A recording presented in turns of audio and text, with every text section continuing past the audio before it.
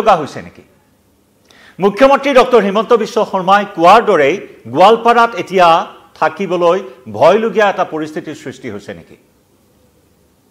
খিলঞ্জিয়াৰ বাবে গোৱালপাৰা সুৰক্ষিত নহয় নেকি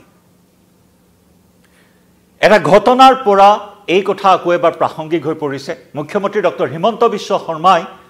বাৰে বাৰে কৈ আহিছে যে গোৱালপাৰাত এতিয়া খিলঞ্জিয়া সংখ্যালঘুত পৰিণত হৈছে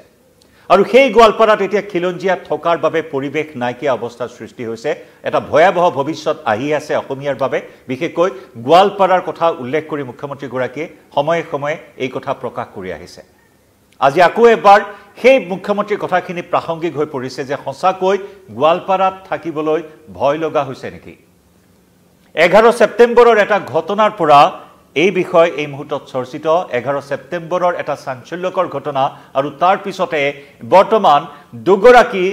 কলেজৰ শিক্ষয়িত্ৰী কলেজৰ অধ্যাপিকা বৰ্তমান চৰম নিৰাপত্তাহীনতাত ভুগিছে গোৱালপাৰাত নমস্কাৰ প্ৰিয় দৰ্শক মই জয়ন্ত মাধৱ গোস্বামী আপোনাক স্বাগতম জনাইছো নিউজ 18 অসম নৰ্থ ইষ্টৰ ডিজিটেল লাইভলৈ আৰু এয়া এটা অত্যন্ত স্পৰ্শকাতৰ বিষয় লৈ আহিছো আপোনালোকৰ সন্মুখলৈ এয়া আমাৰ কথা নহয় এয়া দুগৰাকী শিক্ষয়িত্ৰীয়ে সংবাদমেল পাতি নিৰাপত্তাহীনতাত ভোগাৰ কথা তেওঁলোকে প্ৰকাশ কৰিছে তেওঁলোকে প্ৰাণৰ সংকাত উচুপি উঠিছে সংবাদমেলত তেওঁলোকে নিৰাপত্তা বিচাৰিছে কাৰণ গোৱালপাৰাত এতিয়া যেন এটা থাকিব নোৱাৰা অৱস্থাৰ সৃষ্টি হৈছে এই দুগৰাকী কলেজৰ অধ্যাপিকা বৰ্তমান টাৰ্গেট হৈছে সোশ্যাল মিডিয়াত ব্যাপক ৰূপত এই দুইগৰাকী অধ্যাপিকাক সমালোচনা কৰা হৈছে বিভিন্ন ধৰণেৰে ট্ৰল কৰা হৈছে সামাজিক মাধ্যমত তীব্ৰ সমালোচনাৰ বলি হৈছে গোৱালপাৰা মহাবিদ্যালয়ৰ এই দুগৰাকী অধ্যাপিকা আৰু ইমানেই নহয় আনকি আক্ৰমণৰো সন্মুখীন হোৱাৰ কথাও তেওঁলোকে প্ৰকাশ কৰিছে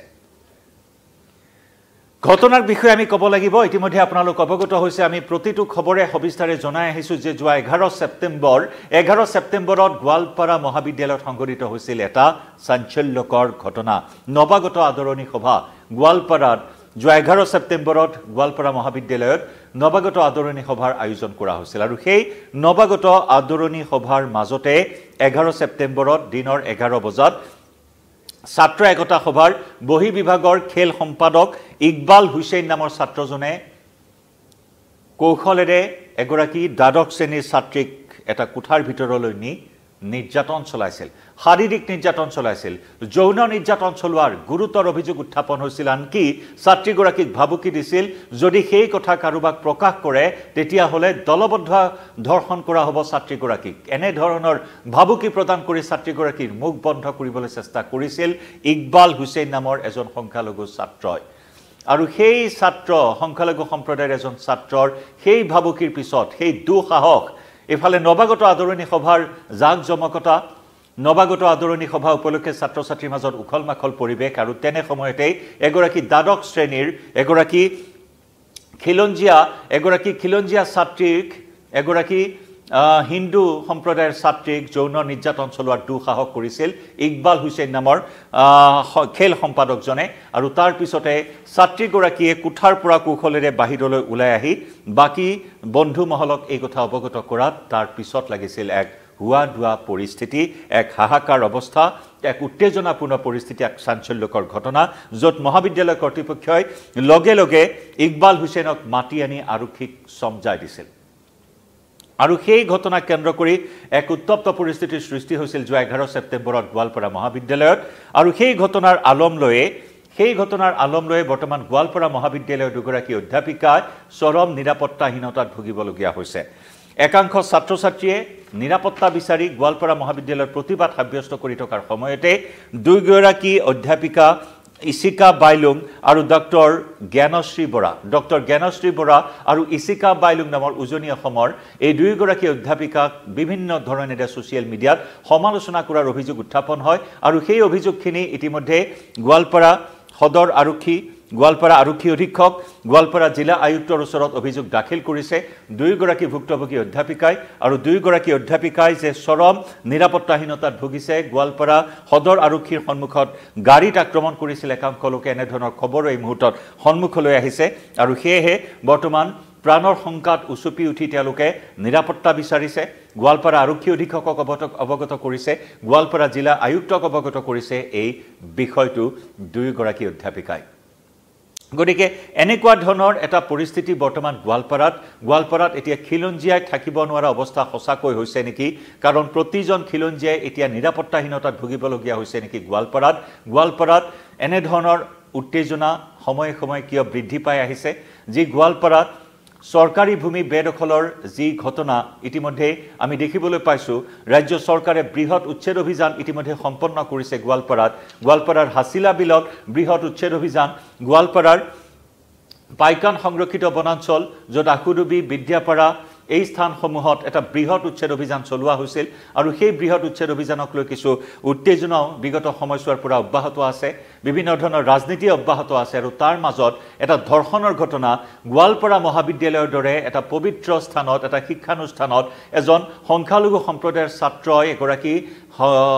এগৰাকী খিলঞ্জীয়া ছাত্ৰীক ধৰ্ষণ কৰা যৌন নিৰ্যাতন কৰা এই ঘটনাৰ পিছতে এনেসমূহ বিষয় এই মুহূৰ্তত প্ৰাসংগিক হৈছে আৰু যাৰ বাবে নেকি মুখ্যমন্ত্ৰী গৰাকীয়ে যোৱা 11 জুলাইৰ কেবিনেট বৈঠকত এই কথা প্ৰকাশ কৰিছিল যে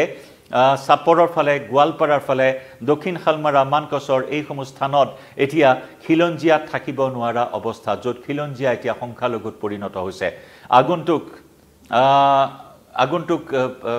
2050 চনলৈকে খিলঞ্জীয়াৰ অস্তিত্ব নাইকিয়া হ'ব এনে ধৰণৰ বিভিন্ন তথ্য ইতিমধ্যে মুখ্যমন্ত্ৰীয়ে প্ৰকাশ কৰিছে য'ত নেকি সমগ্ৰ অসমৰ জনগাঁথনি সলনি কৰি পেলোৱাৰ এটা ষড়যন্ত্ৰ এটা গভীৰ ষড়যন্ত্ৰ ইতিমধ্যে অব্যাহত আছে আৰু সেই ষড়যন্ত্ৰৰ ইতিমধ্যে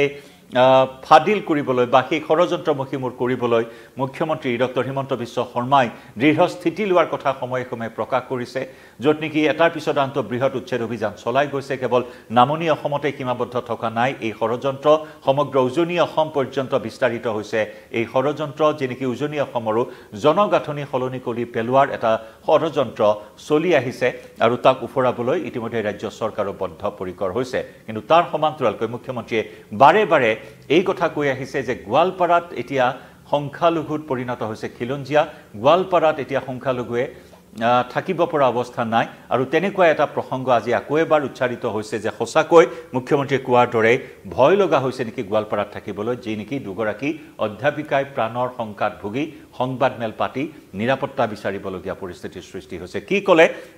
ইচিকা বাইলুং আৰু ডক্টৰ জ্ঞানশ্ৰী বৰাই এই বিষয় সন্দৰ্ভত আগবঢ়াইছো তেওঁলোকৰ মন্তব্য শুনক আমি যিখন মহাবিদ্যালয়ত কাম কৰি আছো বিগত সময়ছোৱাত আমি খুব গৌৰৱেৰে কওঁ যে আমাৰ ছাত্ৰী 11টা বজালৈকে লাইব্ৰেৰীত থাকে আৰু তেনে এখন মহাবিদ্যালয়ত য'ত আমি শেহতীয়াকৈ মাত্ৰ এসপ্তাহ নাই হোৱা যে ইউথ ফেষ্টিভেলত জোনেল ইউথ ফেষ্টিভেলত আমি বেষ্ট কলেজ পাই আহিছোঁ তেনে এটা পৰ্যায়ত এনে এটা ঘটনা হোৱাটো আমাৰ বাবে অতি লজ্জাৰ কথা আৰু একে সময়তে আমি এই ঘটনাটোক লৈ আটাইতকৈ বেছি যিসকল মানুহ কনচাৰ্ণ সেইসকল হ'ল আমাৰ শিক্ষক সমাজ যিদৰে নাগৰিকসকল সচেতন সেইদৰে আমি বিচাৰোঁ কাৰণ কলেজখনত ছাত্ৰ ছাত্ৰীসকল সুৰক্ষিত হৈ থাকিব পৰাটো তেওঁলোকৰ সেই সুৰক্ষাৰ মনোভাৱটো মনত থকাটো আমাৰ বাবে প্ৰাথমিক কৰ্তব্য আৰু তেনেধৰণৰ ঘটনাৰ ক্ষেত্ৰত কোনো চিন্তাশীল ব্যক্তিয়ে কেতিয়াও অপৰাধীৰ পক্ষত মাত নামাতে আমি সেইদিনা কৈছে যে কালচাৰেল প্ৰগ্ৰেমৰ দায়িত্বত আমি আছিলোঁ কালচাৰেল প্ৰগ্ৰেমৰ দায়িত্বত আপোনালোকে নিজে জানে এজন গেষ্ট ইতিমধ্যে আমাৰ আহিছিলে এগৰাকী ৰাস্তাত আছিলে আৰু কালচাৰেল প্ৰগ্ৰেমটো দিনৰ পৰাই কণ্টিনিউ হৈ আছিলে বেক ষ্টেজ মেনেজমেণ্টত মই যেতিয়া আছোঁ প্ৰত্যেকজন নতুন ষ্টুডেণ্ট আছে গতিকে বাহিৰত কি ঘটি আছে মাইকৰ চাউণ্ড মিউজিকৰ চাউণ্ডৰ মাজত বেলেগ ক'ত কি হৈ আছে তাত নাজানে আৰু যিখিনি ষ্টুডেণ্টো বেক ষ্টেজত আছিলে তেওঁলোক অলৰেডি কালচাৰেল প্ৰগ্ৰেম কৰিবলৈ আহি ৰেডি হৈ থকা ষ্টুডেণ্ট গতিকে আমি গম নাপাওঁ তাৰ মাজত GSA আহি এবাৰ প্ৰগ্ৰেমটো বন্ধ কৰিছে কিন্তু GSA যেতিয়া বন্ধ কৰিছে কৈছে অলপ সময়ৰ বাবে বিৰতি লৈছোঁ তাৰপিছতে সকলো লৰ মাৰিছে আপোনালোকে চাবও পাৰে হয়তো ভিডিঅ' ওলাব কিহৰ বাবে বিৰতি লৈছোঁ কোৱা নাই বেক ষ্টেজত গৈ সুধিছোঁ কোনোবাই কৈছে যে আমাৰ ল'ৰা এজন পুলিচে লৈ গৈছে নেকি গতিকে পুলিচে ল'ৰা এজন লৈ যোৱা ঘটনা সন্মুখত কলেজৰ ইলেকশ্যন আহি আছে এটা ফ্ৰেচাৰ্ছ হৈ আছে হ'ব পাৰে তাৰ কাৰণে আমি কালচাৰেল প্ৰগ্ৰেমটো বিৰতি ৰাখিম নে নাৰাখিম এই সিদ্ধান্তটো ল'ব নোৱাৰোঁ প্ৰথম মুহূৰ্তত মই প্ৰিন্সিপাল ছাৰক যোগাযোগ কৰিব চেষ্টা কৰিছোঁ তেওঁ প্ৰিন্সিপাল ছাৰক কথা পাতিবলৈ আহিছে আৰু প্ৰগ্ৰেমটো আমি কণ্টিনিউ কৰিছোঁ কাৰণ ছাৰেও তেতিয়ালৈকে সবিশেষ গম পোৱা নাই জাষ্ট ইনফৰমেশ্যন হয়তো পাইছে যদিও কমিউনিকেশ্যন যিহেতু কালচাৰেল প্ৰগ্ৰেমৰ মাজত ফোন কৰিছোঁ প্ৰগ্ৰেমটো কণ্টিনিউ ৰখা কিবা হ'লে আমি আলোচনা কৰি জনাইছোঁ সবিশেষ হৈছে তাৰ মই প্ৰগ্ৰেমটো চলাই থাকোঁতে আৰু দুজনমান ল'ৰা আহিছে কলেজৰ হয়তো নহয় তেওঁলোকে আহি মোক কৈছে যে প্ৰগ্ৰেম আপোনালোকে বন্ধ নকৰে কিয় প্ৰগ্ৰেম বন্ধ কৰিব লাগিব বুলি কৈছে মই কৈছোঁ যে প্ৰগ্ৰেম যদি বন্ধ কৰিব লাগে প্ৰিন্সিপাল ছাৰ এতিয়ালৈকে কোৱা নাই তোমালোকে প্ৰিন্সিপাল ছাৰৰ লগত কথা পাতা যেতিয়ালৈকে নকয় মই প্ৰগ্ৰেম ইয়াত বন্ধ কৰিব নোৱাৰোঁ এনেকৈ বুলি কৈ তেওঁলোকক পঠাইছোঁ কিন্তু তেওঁলোকক কিয় একো কোৱা নাই জাষ্ট দাবী কৰিছে আৰু খুব উগ্ৰভাৱে গৈ প্ৰগ্ৰেম বন্ধ কৰিব লাগে বুলি হুলস্থুল কৰিছে তাৰ 5 মিনিটমানৰ পাছতে এওঁ মোক মেছেজ কৰিছে যে কিবা ছোৱালী এজনীৰ কেছ এটা হৈছে আমি ছোৱালীজনীক যোগাযোগ কৰিব চেষ্টা কৰি আছোঁ থানাৰ পৰা সবিশেষ ল'বলৈ চেষ্টা কৰি আছোঁ জনাই আছোঁ আমি মিটিং হৈ আছে আমাৰ ইয়াত আমাৰ কলেজৰ এখন ছেক্সুৱেল হাৰাছমেণ্ট কমিটি আছে প্ৰিন্সিপাল ছাৰ আৰু তেখেতসকলে আলোচনা কৰি আছে সেই মিটিংখন হৈ থকাৰ সময়তে সকলোৱে সিদ্ধান্ত লৈছে যে থানাত যাব কথা বতৰা পাতিব তেনে সময়তে প্ৰায় 100জন বহুত মানুহ কিমান মানুহ মোৰো হিচাপ নাই যিটো সময়ত উঠি আহিছে ষ্টেজলৈকে মই ষ্টেজত নাই ল'ৰা এজনে গান গাই আছিলে সেইটো ভিডিঅ' আপোনালোকে দেখিব ছ'চিয়েল মিডিয়াত ল'ৰা এজনে গান গাই থকাৰ মাজতে উঠি আহি মাইকটো লৈ লোৱা গৈছে মই বেক ষ্টেজত আছোঁ নেক্সট প্ৰগ্ৰেম কোনে কৰিব তেওঁক বিচাৰি আছোঁ আৰু যেতিয়া মাইকটো ছাডেনলি বন্ধ হৈ গৈছে মই ষ্টেজলৈ গৈছোঁ মোকো খেদা মাৰি আহিছে আপোনালোকে প্ৰগ্ৰেম কিয় চলাই থাকিব প্ৰিন্সিপাল কোন ইয়াত প্ৰগ্ৰেম চলাবলৈ মহাবিদ্যালয়খনৰ ভিতৰত হৈছে বাহিৰৰ মানুহে আহি আমাক দম দিছে অন ষ্টেজ মই তৰ্কযুদ্ধ তেওঁলোকক হোৱা নাই হোৱাৰ আগতেই মোৰ কলিগ কৈছে তেওঁলোকক খেলি তোমালোকে বাইদেউক কিয় টাৰ্গেট কৰিছা বুলি মোকো ভিতৰলৈ লৈ আনিছে আৰু তাৰপাছত আমাৰ প্ৰাইমেৰী কনচাৰ্ণ আছিলে যিহেতু বহুত মানুহ ষ্টেজত উঠি আহিছে আমাৰ আটাইতকৈ দৰকাৰী কথাটো এজন শিক্ষকৰ বাবে সেইটো মুহূৰ্তত কি হ'ব যাতে এই ঘটনাটোত মোৰ কোনো ছাত্ৰ ছাত্ৰী আঘাতপ্ৰাপ্ত নহয় যাতে তাত এটা মব লিঞ্চিঙৰ পৰিৱেশ নহয় গতিকে আমি খুব ক্ষিপ্ৰতাৰে যিকেইজন ছাত্ৰ ছাত্ৰী মঞ্চত আছিলে মঞ্চৰ কাষত আছিলে আমাৰ ইউনিয়ন বডি মেম্বাৰ আদাৰ প্ৰগ্ৰেম কৰিবলৈ ৰৈ থকা ছাত্ৰ ছাত্ৰী সকলোকে জোৰ জবৰদস্তি টানি আনি আমি মবটোৰ পৰা আঁতৰাই বেক ষ্টেজত তেওঁলোকক ৰখাব চেষ্টা কৰিছোঁ আৰু বেক ষ্টেজলৈও দুজনমান মোক দম দিবলৈ সেইটো সময়ত আহিছে মই চিনি নাপাওঁ যিহেতু পুৰণা এক্স ষ্টুডেণ্ট মই চিনি নাপাওঁ বহুত আৰু মই ছায়েন্সৰো সিমানখিনিয়ে তাৰপাছত আমি থানালৈকে আমি দুইগৰাকীয়ে গৈছোঁ ছোৱালীগৰাকীক লগ কৰিবলৈ কিন্তু যিহেতু মোক অলৰেডি দুবাৰমান তেনেকৈ ধমকি দিবলৈ আহিলে এওঁলোকেও মোক ক'লে যে মই থানাৰ ভিতৰত সোমোৱাটো উচিত নহ'ব সেইটো মুহূৰ্তত কাৰণ বাহিৰত বহুত হিউজ ক্ৰাউড জমা হৈ আছিলে গতিকে এওঁ থানালৈ গ'ল তাৰ পাছত এওঁ যিখিনি মন্তব্য কৰিব লগা আছে সেইখিনি কৰিলে তেওঁ গাড়ী ভাঙি দিবলৈ মোটামুটি চেষ্টা কৰা হৈছে প্ৰিন্সিপাল ছাৰৰ গাড়ী ঢকিয়াই তেওঁ নামি আহিবলৈ বাধ্য কৰা হৈছে তাৰ পাছত আমি সেইদিনা ৰাতি একেলগে থাকিব লগা হৈছে থাকিবলৈ ভয় লগা এটা পৰিৱেশ আজি য়শিকো বাইলুং আমাৰ যোৰহাটৰ এজনী আহোম সম্প্ৰদায়ৰ খিলঞ্জীয়া অসমীয়া ছোৱালী গোৱালপাৰাত যোৱা 5 বছৰ আছে য়শিকো বাইলুঙে নিজে কৈছে 5 বছৰত য়শিকো বাইলুঙে কোনোদিন গোৱালপাৰা মোৰ বাবে ছেফ নহয় বুলি ভাবিবলগীয়া পৰিৱেশ এটা হোৱা নাছিল সেই ছোৱালীজনী পিছদিনা গোৱালপাৰা এৰি যাবগৈ লাগিব নেকি বুলি ভয় খাইছে আজি ডিচি ছাৰৰ ওচৰত গৈ তাই কান্দি দিছে এফআইআৰ দিয়াৰ কথা ভবা নাই কিন্তু সেইটোৱে ব্যক্তিগতভাৱে এফআইআৰ দিয়াৰ কথা এতিয়ালৈকে ভবা নাই দেই এতিয়ালৈকে ভবা নাই তাৰ কাৰণে আমি ডিচি ছাৰৰ ওচৰত গৈছিলোঁ এছপি ছাৰৰ ওচৰত গৈছিলোঁ আৰু মই সেইটোকে মই ক'ব ওলাইছিলোঁ আচলতে যিটো ভয় মই খাইছোঁ যিটো মেণ্টেলি যিটো এফেক্টেড যিটো মই হৈছোঁ মানে আমি হৈছোঁ সেইটো লৈ পেলাই এছপি ছাৰ আৰু গোৱালপাৰাৰ পুলিচ মই ইয়াতে আমাৰ town incharge police town incharge মই বিপাশ্ৰী ৰায় নামো মই ক'ব খুজিছোঁ তেওঁলোকে মেণ্টেলি যিটো ছাপৰ্ট প্ৰভাইড কালিলৈকে যিটো কৰিছে আমি তাৰ কাৰণে বহুত বহুত ধন্যবাদ কাৰণ মই চাগে কালিহে শুইছোঁ তেওঁলোকৰ কথাখিনি শুনাৰ পিছত আৰু আচলতে এই ঘটনাটো এনেকুৱা হ'বগৈ নালাগিছিলে দুখ পাইছোঁ যথেষ্ট দুখ পাইছোঁ আমি ইয়াৰ নহয় আমি গোৱালপাৰাৰ নহয় আৰু মোৰ 5 বছৰ হ'ব এই 25 ছেপ্টেম্বৰত মোৰ গোৱালপাৰাত 5 বছৰ হ'ব আৰু আজি মানে সেয়াই আৰু অলপ গোটেই ঘটনাখিনিৰ কাৰণে ঘটনাটো আছিলে কিবা কথাখিনি জোৰ কৰিব লাগিছিলে কিবা এটাত আৰু আজি গৈ পেলাই শিক্ষকৰ ওপৰত ছাত্ৰ শিক্ষকৰ যিটো মানে এনেকুৱা ধৰণৰ এটা সেয়া হৈছে ভাল নাই লগা আৰু মানে হ'ব লগাত পৰিছে আৱেগিক হ'ব লগাত পৰিছে উপায় নাই ন আৰু এনেদৰে এই ধৰণৰ এটা বিতৰ্ক বৰ্তমান অব্যাহত আছে য'ত নেকি নিৰাপত্তাৰ প্ৰসংগ আহি পৰিছে য'ত নেকি এখন মহাবিদ্যালয়ৰ পৰা এই বিতৰ্কৰ সূত্ৰপাত হৈছে য'ত এগৰাকী ছাত্ৰীক নিৰ্যাতন চলোৱা হৈছে নৱাগত আদৰণি সভাৰ অনুষ্ঠান চলি থকাৰ সময়তে আৰু তাৰ পিছত অনুষ্ঠান চলি থকাক লৈ কিছু বিতৰ্ক হ'ল আৰু তাৰ পিছত সমগ্ৰ বিষয়টোৱে গৈ আৰক্ষীৰ মজিয়া পালে আৰু আৰক্ষীৰ মজিয়া পোৱাৰ পিছত এতিয়া চৰম এটা নিৰাপত্তাহীনতাত ভুগিবলগীয়া পৰিস্থিতিৰ সৃষ্টি হৈছে সামগ্ৰিকভাৱে গোৱালপাৰাৰ পৰিস্থিতিক লৈ এই মুহূৰ্তত উদ্বিগ্ন সকলো